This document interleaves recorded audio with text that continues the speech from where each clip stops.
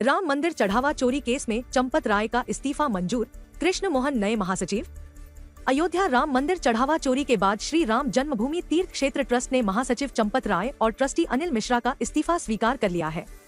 चंपत राय की जगह नए trustee retired ifs Krishna Mohan को कार्यवाहक महासचिव बनाया गया है। चढ़ावा चोरी के बाद हुई पहली बैठक 3 घंटे तक चली। बैठक के बाद कोषाध्यक्ष गोविंद देवगिरी बोले, चंपत राय ने कहा है कि जब तक अपराधी पकड़े नहीं जाते तब तक पद पर रहना सही नहीं है। जो हुआ वह कष्टदायी है, इससे हम सब दुखी हैं। चढ़ावा चोरी लज्जाजनक घटना है। बैठक में ट्रस्टी के पाराशरन ने कहा था कि त्यागपत्र देते ही इसे स्वीकार करना ट्रस्ट के संविधान में है, इसलिए इस्तीफा स्वीकार किया गया। कृष्ण मोहन ने कहा, चढ़ावा चोरी के आरोपियों को सजा दिलाएंगे। प्रबंधन की कमियों का फायदा उठाया गया, कमियों को दूर करेंगे ताकि दोबारा ऐसी घटना न हो। समाज में अविश्वास है, विश्वास को दोबारा स्थापित करेंगे। महाराष्ट्र के सातारा में पुल टूटा, क्रेन से कारें निकाली। मुंबई में रेलवे ट्रैक, एक्सप्रेसवे बंद। जम्मू कश्मीर में लैंडस्लाइड। देश के कई राज्यों में मानसून ने रफ्तार पकड़ ली है। महाराष्ट्र में 3 दिन से लगातार बारिश हो रही है। मुंबई पुणे रेल रूट पर कर्जत लोनावला के भोर घाट सेक्शन में 2 जगह लैंडस्लाइड हो गई। इससे तीनों रेलवे लाइनें प्रभावित हो गयी। 20 ट्रेनों को कैंसिल करना पड़ा। उधर मुंबई पुणे एक्सप्रेसवे पर भी लैंडस्लाइड होने से रास्ता बंद हो गया। सातारा जिले के महाबलेश्वर में वेणा नदी का पुल टूटने से 10 से 12 पर्यटक फंस गए। कारों को क्रेन की मदद से निकाला गया। बीएमसी ने आज सभी सरकारी और प्राइवेट स्कूलों कॉलेजों में छुट्टी घोषित की है। मुंबई एयरपोर्ट पर 17 फ्लाइट रद्द हुई। मुंबई में प्राइवेट ऑफिसों के कर्मचारियों को वर्क फ्रॉम होम करने को कहा गया है। वहीं जम्मू कश्मीर के किश्तवाड़ में भारी बारिश के बाद लैंडस्लाइड हो गई। 6-7 गाड़ियां मलबे में दब गईं। मलबा हटाने का काम जारी है। हिमाचल प्रदेश के चंबा जिले में चलती गाड़ी पर पत्थर गिरने से 14 साल की लड़की की मौत हो गई। खामेनेई की अंतिम यात्रा 10 किलोमीटर लंबे रूट पर लाखों लोग। हेलीकॉप्टर से शहर के ऊपर घुमाया जाएगा ताबूत। ईरान के पूर्व supreme leader Ayatollah Ali Khamenei की अंतिम यात्रा सोमवार को तेहरान में आगे बढ़ रही है। 10 किलोमीटर लंबे रूट पर लाखों लोग अंतिम दर्शन के लिए जुटे हैं। सरकारी मीडिया ने इसे देश के आधुनिक इतिहास का सबसे बड़ा जनसमूह बताया है। भीड़ इतनी ज्यादा है कि कई जगह ताबूत ले जा रहा वाहन धीमी गति से आगे बढ़ रहा है। आजादी स्ट्रीट समेत कई इलाकों में लोगों की इतनी भीड़ है कि कुछ समय के लिए वाहन को रुकना भी पड़ा। प्रशासन ने लोगों से अंतिम यात्रा मार्ग पर बने रहने की अपील की है। अधिकारियों के मुताबिक आखिर में खामेनेई के पार्थिव शरीर को हेलीकॉप्टर से अंतिम यात्रा मार्ग के ऊपर ले जाया जाएगा, ताकि दूर खड़े लोग भी अंतिम दर्शन कर सकें। अंतिम यात्रा के बाद खामेनेई के पार्थिव शरीर को धार्मिक रस्मों के लिए कोम ले जाया जाएगा। इसके बाद उन्हें उनके गृह शहर मशहद में सुपुर्द-ए-खाक किया जाएगा। पीएम मोदी इंडोनेशिया पहुंचे, फाइटर जेट्स ने एस्कॉर्ट किया। देश की 85% आबादी मुस्लिम, फिर भी नोट पर गणेश की तस्वीर। प्रधानमंत्री नरेंद्र मोदी सोमवार को इंडोनेशिया पहुंचे। सीमा पर पहुंचते ही मेजबान देश के फाइटर जेट्स ने उनके विमान को एस्कॉर्ट किया। प्रधानमंत्री बनने के बाद मोदी का यहां तीसरा दौरा है। एयरपोर्ट पर राष्ट्रपति प्रबोवो सुबियांतो ने उनका स्वागत किया। दोनों नेताओं के बीच होने वाली द्विपक्षीय बैठक में करीब 2500 करोड़ रुपए की BrahMos supersonic cruise missile deal पर मुहर लगने की संभावना है। पीएम मोदी इंडोनेशिया के सबसे बड़े हिंदू मंदिर प्रम्बानन भी जाएंगे। 9वीं शताब्दी में बना यह मंदिर भगवान शिव, विष्णु और ब्रह्मा को समर्पित है और यूनेस्को की विश्व धरोहर सूची में शामिल है। इंडोनेशिया दुनिया की सबसे बड़ी मुस्लिम आबादी वाला देश है, लेकिन उसकी सांस्कृतिक विरासत पर हिंदू बौद्ध सभ्यता की गहरी छाप दिखाई देती है। यहाँ रामलीला होती है, गरुड़ एयरलाइन है और नोट पर भगवान गणेश की तस्वीर भी छप चुकी है। बीजेपी अध्यक्ष नवीन के यूपी रोड शो में हनुमान वेशधारी नचाया, डीजीपी को शिकायत, कहां धार्मिक भावनाएं आहत हुई, एफआईआर दर्ज हो। यूपी के लखनऊ में बीजेपी के रोड शो को लेकर विवाद खड़ा हो गया है।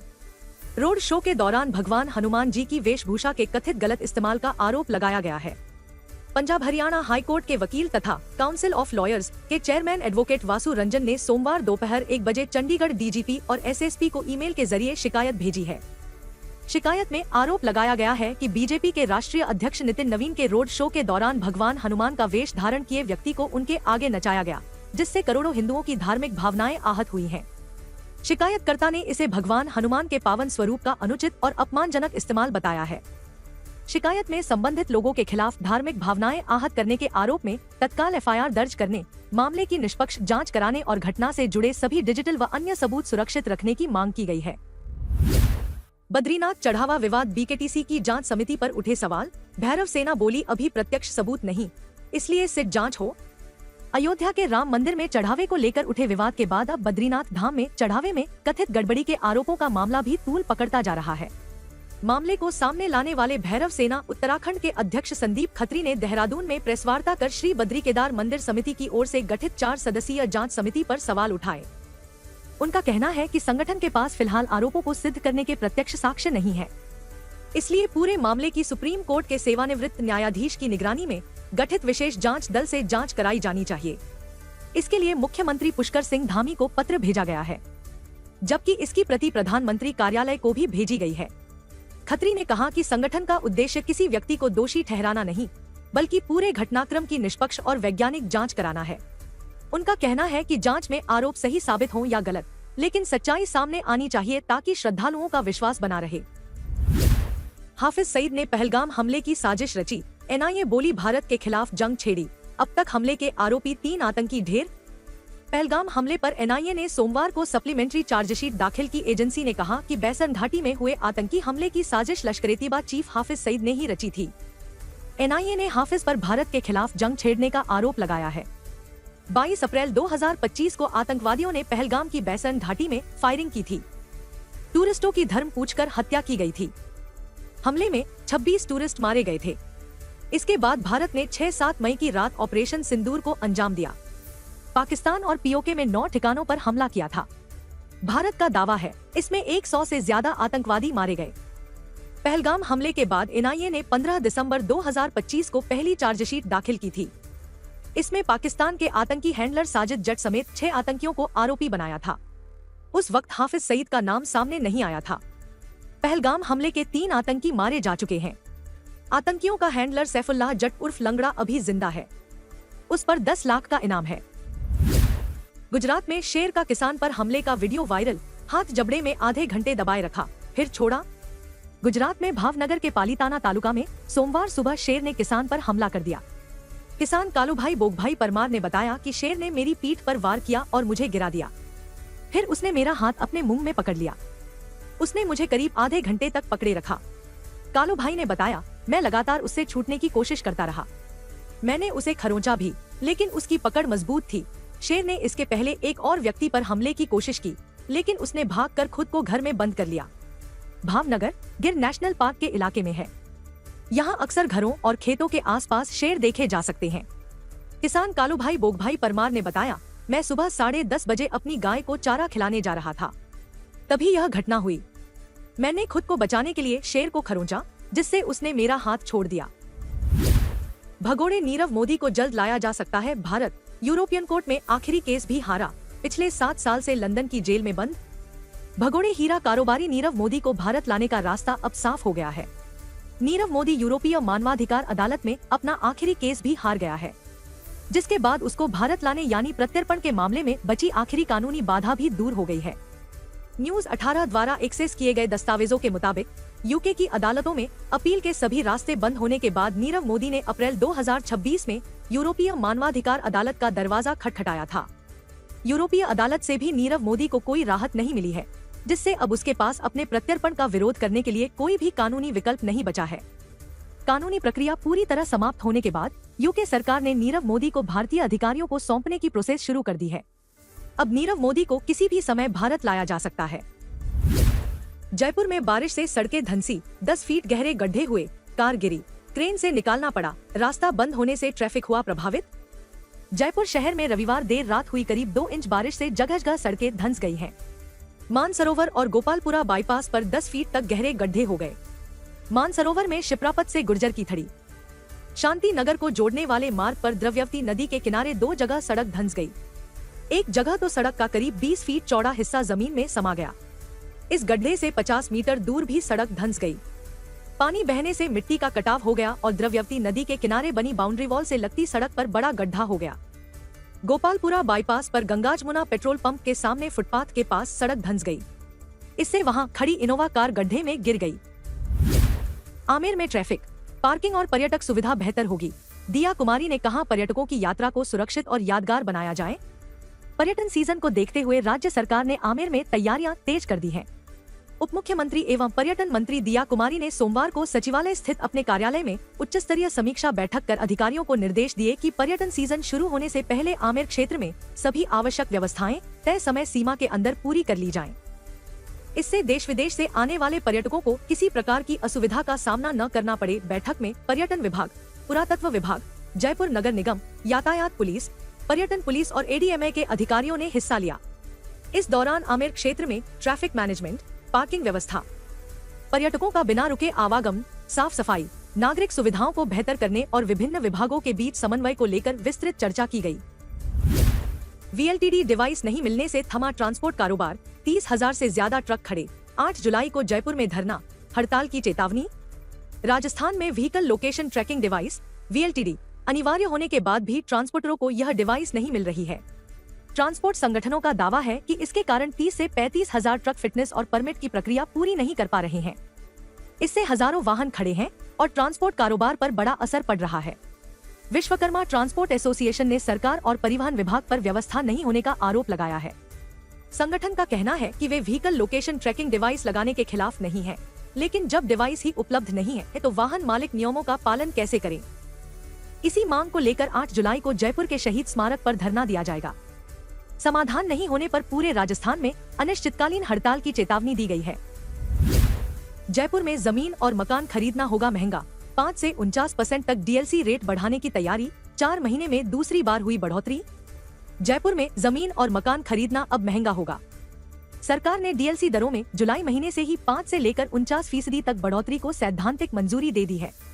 जयपुर कलेक्ट्रेट में सोमवार को कलेक्टर संदेश नायक की अध्यक्षता में बैठक हुई, जिसमें सभी सब रजिस्ट्रार ने अपने अपने क्षेत्र में जमीनों के बाजार मूल्य का निर्धारण करते हुए प्रस्ताव रखे। इसमें ज्यादातर जमीन जो शहरी इलाके में आ रही है, उनमें 40% तक वृद्धि के प्रस्ताव है। वहीं ग्रामीण इलाकों में कई जगह 35% तक बढ़ोतरी के प्रस्ताव आए।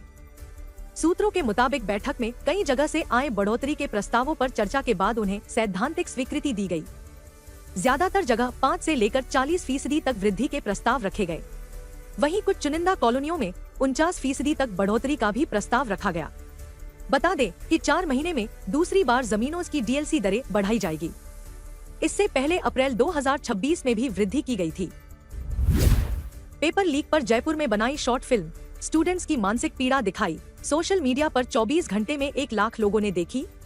कॉम्पिटिटिव एग्जाम के दबाव और पेपर लीक जैसी घटनाओं को लेकर कलाकारों ने जयपुर में शॉर्ट फिल्म पेपर लीक बनाई है। एवरेस्ट मोशन पिक्चर और आगाज द अमेजिंग रंगमंच ग्रुप के बैनर तले बनी इस फिल्म में संदेश दिया है कि किसी भी परिस्थिति में आत्महत्या किसी समस्या का समाधान नहीं हो सकता। यह film NEET exam paper leak मामले के बाद मानसिक तनाव का सामना कर रहे स्टूडेंट्स और उनके परिवारों की भावनाओं को मार्मिक ढंग से प्रस्तुत करती है। फिल्म का लेखन और निर्देशन फिरोज मिर्जा ने किया है। रिलीज होने के महज 24 घंटे में इस फिल्म को विभिन्न सोशल मीडिया प्लेटफॉर्म पर 1 लाख से अधिक लोगों ने देखा। फिल्म की कहानी ऐसे मध्यम वर्गीय परिवार के इर्द गिर्द घूमती है, जहां पिता अपनी बेटी को डॉक्टर बनाने का सपना देखता है। बेटी की नीट परीक्षा की तैयारी के लिए पिता बैंक से लोन लेकर बेटी को जयपुर में कोचिंग के लिए भेजता है। पिता को विश्वास है कि मेरी बेटी मेहनत से सफलता हासिल करेगी और परिवार के सपनों को साकार करेगी। नीट परीक्षा होने के कुछ दिनों बाद अखबार में पेपर लीक की खबर पढ़कर पिता गहरे सदमे में चला जाता है। सालों की मेहनत, आर्थिक संघर्ष और बेटी के भविष्य को लेकर चिंता उसे इस कदर तोड़ देती है कि उसे हार्ट अटैक आ जाता है और उनकी मौत हो जाती है। वहीं पिता की मौत की खबर से बेटी भी पूरी तरह टूट जाती है और भावनात्मक आवेश में आत्महत्या जैसा गलत कदम उठा लेती है। व्हाट्सएप ग्रुप से 500 करोड़ का फ्रॉड करने वाला गिरफ्तार। फाइनेंस कंपनियों की आड़ में फर्जी बैंक खाते खुलवाए। राजस्थान पुलिस ने व्हाट्सएप ग्रुप के जरिए देश भर में 500 करोड़ की साइबर ठगी करने वाले बदमाश को गिरफ्तार किया है, जो शेयर बाजार में फायदे का लालच देकर लोगों झांसे में लेता था। निवेश के नाम पर रुपए ले लेता, फाइनेंस कंपनियों की आड़ में लोगों के दस्तावेज हासिल करता था। इससे फर्जीवाड़े के लिए म्यूल बैंक अकाउंट खोलता था। पुलिस ने मामले में मुख्य सरगना युवराज सतीश मुदलियार को महाराष्ट्र के पुणे से गिरफ्तार किया है, जो म्यून अकाउंट के जरिए ठगी की रकम को हवाला और क्रिप्टो करेंसी के जरिए विदेशों तक पहुंचा रहा था। शिकायत मिलने के बाद साइबर क्राइम टीम ने व्हाट्सएप ग्रुप की chat, mobile number, digital trail और बैंक खातों की जांच में चौंकाने वाला खुलासा हुआ कि इसी एक व्हाट्सएप ग्रुप के जरिए देश भर के लोगों से करीब 500 करोड़ रुपए की साइबर ठगी की जा चुकी थी। बिजली कनेक्शन के लिए अब नहीं काटने होंगे दफ्तर के चक्कर। जयपुर डिस्कॉम में बिजली सेवाएं हुई ऑनलाइन। जयपुर डिस्कॉम के बिजली उपभोक्ताओं को अब नया कनेक्शन, बिजली लोड बढ़ाने और कनेक्शन डिस्कनेक्ट करने के लिए बिजली दफ्तरों के चक्कर नहीं काटने होंगे। डिस्कॉम ने इन सुविधाओं को तेज और पारदर्शी बनाने के लिए नया स्टैंडर्ड ऑपरेटिंग प्रोसीजर (SOP) लागू किया है। इसके तहत अब बिजली का नया कनेक्शन, बिजली लोड बढ़ाने और कनेक्शन डिस्कनेक्ट करने की पूरी प्रक्रिया ऑनलाइन होगी। सभी आवेदन निगम के ऑनलाइन पोर्टल के माध्यम से किए जाएंगे और हर स्तर पर अधिकारियों की जिम्मेदारी भी तय कर दी गई है। नई व्यवस्था का उद्देश्य उपभोक्ताओं को कार्यालयों के चक्कर लगाने से बचाना, फाइलों में होने वाली देरी खत्म करना और तय समय में सेवाएं उपलब्ध कराना है। इसके लिए आवेदन से लेकर स्वीकृति और कार्य पूरा होने तक की पूरी प्रक्रिया डिजिटल माध्यम से मॉनिटर की जाएगी। मुरलीपुरा में थाने के पास शिव मंदिर में चोरी, भगवान की प्रतिमाएं और श्रृंगार सामग्री फेंकी, दानपात्र लेकर गए चोर। जयपुर में पुलिस थाने से महज 300 मीटर की दूरी पर शिव मंदिर में चोरी हो गई। बदमाश मंदिर का दानपात्र और अन्य कीमती सामान चोरी कर ले गए। लोग सुबह मंदिर पहुंचे तब चोरी का पता चला। भगवान की प्रतिमाएं और श्रृंगार सामग्री मंदिर परिसर से बाहर बिखरी मिली। घटना मुरलीपुरा थाना क्षेत्र में रविवार देर रात की है। मुरलीपुरा थानाधिकारी वीरेंद्र कुरिल ने बताया कि सूचना पर पुलिस मौके पर पहुंची और घटना स्थल का निरीक्षण कर आसपास लगे सीसीटीवी कैमरों की फुटेज खंगालते हुए चोरों की तलाश शुरू कर दी है। मुरलीपुरा सर्किल पर शिव मंदिर है। इस मंदिर की दूरी पुलिस थाने से भी कम है। ऐसी जगह पर चोरी की घटना ने पुलिस गश्त और सुरक्षा व्यवस्था पर सवाल खड़ा कर दिया है। घटना से नाराज लोगों ने पुलिस की कार्य प्रणाली पर सवाल उठाते हुए आरोपियों की जल्द गिरफ्तारी और मंदिरों की सुरक्षा बढ़ाने की मांग की है। पांचना बांध से 20 साल बाद छोड़ा गया पानी, 74 गांवों के बीच चल रहा था विवाद, लिफ्ट परियोजनाओं का भी शिलान्यास। करौली जिले के पांचना बांध से 20 साल बाद सोमवार को पानी छोड़ा गया। जल संसाधन व सिंचाई मंत्री सुरेश रावत, गृह राज्य मंत्री और जिला प्रभारी मंत्री जवाहर सिंह बेढम ने बांध के गेट खोले। बांध के 3 गेट खोलकर गंभीरी नदी में पानी की निकासी शुरू की गई। इसके साथ ही बांध से जुड़ा पानी निकासी का 20 साल पुराना विवाद भी खत्म हो गया। सोमवार को ही गुडला पांचना लिफ्ट में भी पानी छोड़ने की शुरुआत की गई। इस तरह पांचना बांध से एक साथ 3 क्षेत्रों में पानी की निकासी शुरू की गई। इससे पहले बांध से पानी निकासी के लिए 2 नई लिफ्ट परियोजनाओं और गुडला लिफ्ट परियोजना की पीडीएन सिस्टम रिमॉडलिंग का शिलान्यास भी किया गया। इन परियोजनाओं पर 61 लाख रुपए की लागत आएगी। यह समारोह पहाड़ी गांव स्थित देवनारायण मंदिर परिसर में आयोजित किया गया। सरकारी हॉस्पिटल में पंखा और प्लास्टर गिरा, डॉक्टर का सिर फटा, महिला मरीज पर भी मलबा गिरा, हुई घायल। अलवर के सैटेलाइट हॉस्पिटल में सोमवार सुबह छत का प्लास्टर और पंखा डॉक्टर और महिला मरीज पर गिर गया। इससे डॉक्टर का सिर फट गया। वहीं महिला को भी गंभीर चोट लगी। घटना हॉस्पिटल के ओपीडी रूम नंबर 7 की है, जहां सीनियर डॉक्टर सीताराम अग्रवाल मरीजों को देख रहे थे। घायल सीनियर डॉक्टर सीताराम अग्रवाल ने बताया, सुबह करीब 10:30 बजे एक महिला मरीज की जांच कर रहा था। इसी दौरान अचानक छत से मोटा प्लास्टर और पंखा गिर गया। हादसे के बाद मैं और मरीज बड़ी मुश्किल से बाहर निकल पाए। मेरा सिर फट गया, जिसके कारण कई टांके लगाने पड़े। हादसे के समय टीना 25 नाम की महिला थायराइड की जांच कराने आई थी। टीना मूल रूप से लक्ष्मणगढ़ की रहने वाली है, अभी कालाकुआं क्षेत्र में रहती है। उसकी नाक पर गंभीर चोट आई है, 3 टांके लगे हैं। इसके अलावा उसके दाहिने हाथ और पैर में भी गंभीर चोट आई है। प्राथमिक इलाज के बाद उसे जिला अस्पताल रेफर कर दिया गया है। डॉक्टर सीताराम अग्रवाल का इलाज अस्पताल में ही जारी है। बुमराह ने रेड बॉल से प्रैक्टिस शुरू की, इंस्टा पर शेयर की तस्वीरें। इंग्लैंड वनडे और श्रीलंका टेस्ट सीरीज पर नजर। भारतीय तेज गेंदबाज जसप्रीत बुमराह ने रेड बॉल क्रिकेट की तैयारी शुरू कर दी है। रविवार को उन्होंने अहमदाबाद में लाल एसजी बॉल से गेंदबाजी करते हुए तस्वीरें इंस्टाग्राम पर शेयर की। बुमराह आईपीएल से ब्रेक के बाद गुजरात डोमेस्टिक टीम के साथ ट्रेनिंग कर रहे हैं।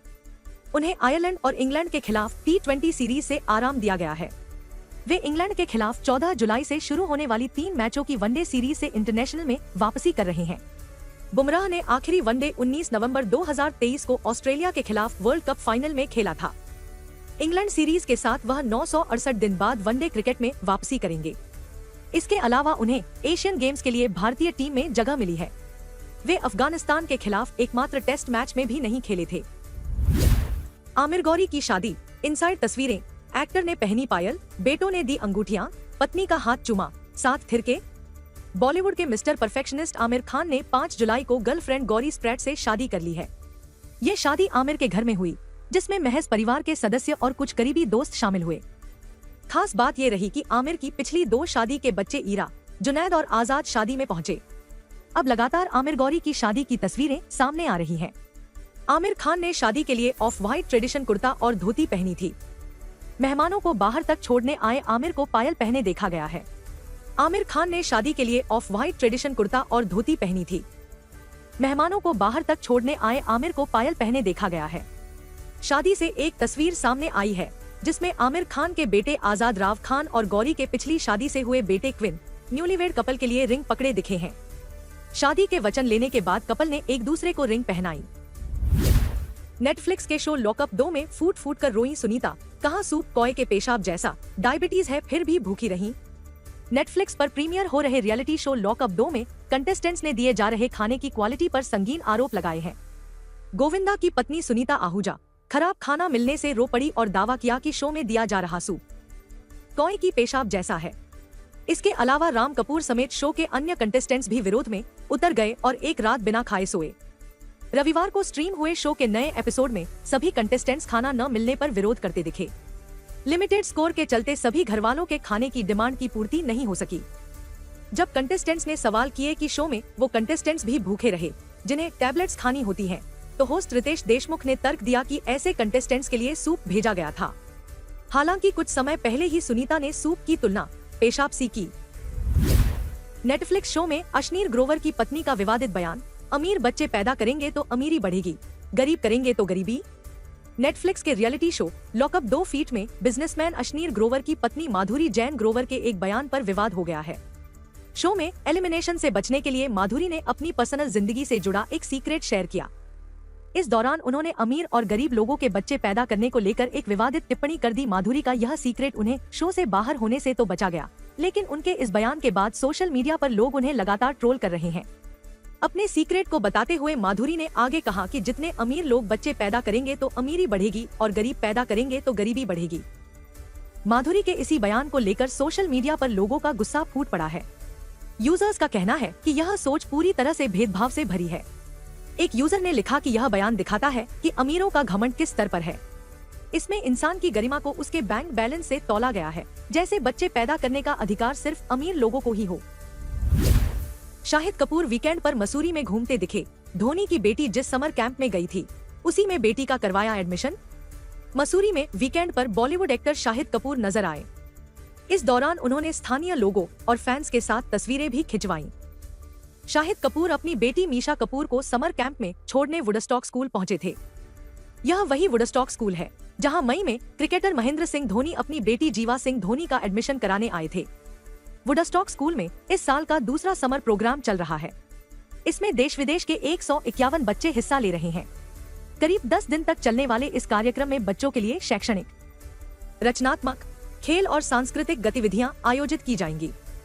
बॉलीवुड एक्टर शाहिद कपूर वीकेंड पर मसूरी पहुंचे। इस दौरान वह पत्नी मीरा राजपूत, बेटी मीशा कपूर और बेटे जैन कपूर के साथ सड़कों पर घूमते हुए भी दिखे। रविवार देर शाम स्कूल परिसर पहुंचने पर शाहिद कपूर ने समर कैंप की एक्टिविटी देखी। उन्होंने कैफेटेरिया, हॉस्टल समेत अन्य व्यवस्थाओं को भी देखा। फिल्म सतलज हटाए जाने पर सेलेब्स ने किया विरोध। रणवीर शोरे बोले, कहानी छिपाने की परंपरा को बढ़ावा दिया। सेंसरशिप विवाद से रुकी हुई फिल्म सतलज पहले पंजाब 95 को OTT रिलीज के 3 दिन बाद ही G5 से भी हटा दिया गया है। बिना कोई पुख्ता कारण दिए अचानक फिल्म हटाए जाने पर कई सेलेब्स ने नाराजगी जाहिर की है।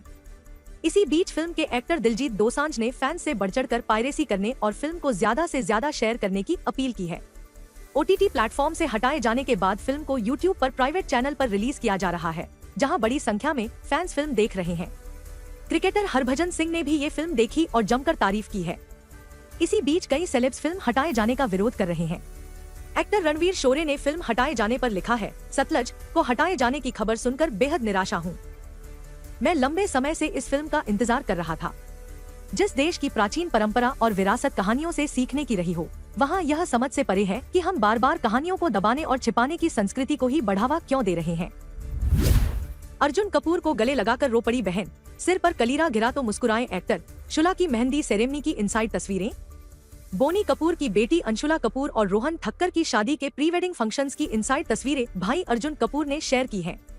चूड़ा और कलीरा सेरेमनी के दौरान अंशुला अपने भाई अर्जुन कपूर को गले लगाकर भावुक हो गयी और रो पड़ी। वहीं एक अन्य पारंपरिक रस्म के दौरान जब अंशुला ने कलीरा पीछे की तरफ फेंका तो वह सीधे अर्जुन कपूर के सिर पर जा गिरा। कलीरा गिरते ही अर्जुन कपूर मुस्कुराने लगे, जिसके बाद वहां मौजूद परिवार के लोगों ने उन्हें चिढ़ाना शुरू कर दिया।